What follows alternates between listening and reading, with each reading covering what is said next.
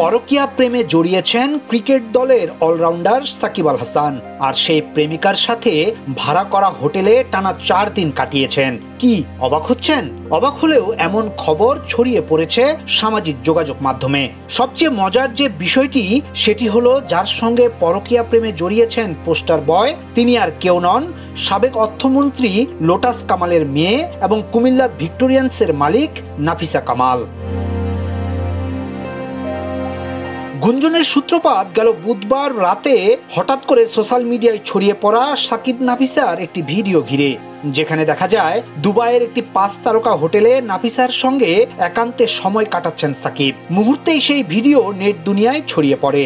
এরপরই শিশিরের সাথে সাকিবের বিচ্ছেদের গুঞ্জন উঠে। ক্রিকেট ভক্তদের বড় একটি অংশ এ গুঞ্জন নিয়ে একের পর এক পোস্ট করতে থাকেন।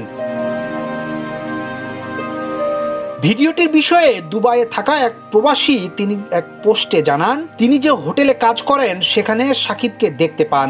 প্রথমে তিনি নাফিসা কামালের উপস্থিতি খেয়াল করেননি, কিন্তু যখন বুঝতে পারেন সাকিবের সঙ্গে নাফিসাও আছেন, তখন ছবি তোলার চেষ্টা করেন।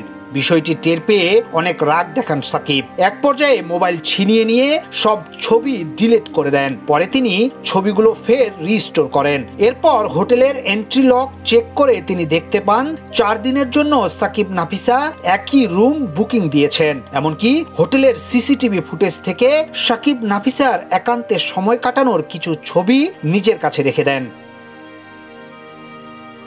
এদিকে দীর্ঘ এক স্ট্যাটাসে সাকিবের পরকীয়া প্রেম ও বিচ্ছেদের বিষয়টি অস্বীকার করেছেন সাকিব পত্নী শিশির। সেখানে তিনি লেখেন, আমরা ভালো আছি, সম্পর্ক আরো দৃঢ় হয়েছে।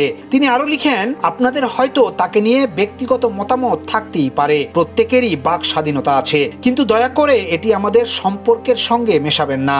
সে একজন অসাধারণ স্বামী এবং বাবা। ইয়াসিন আলী, সোনালী নিউজ, ঢাকা।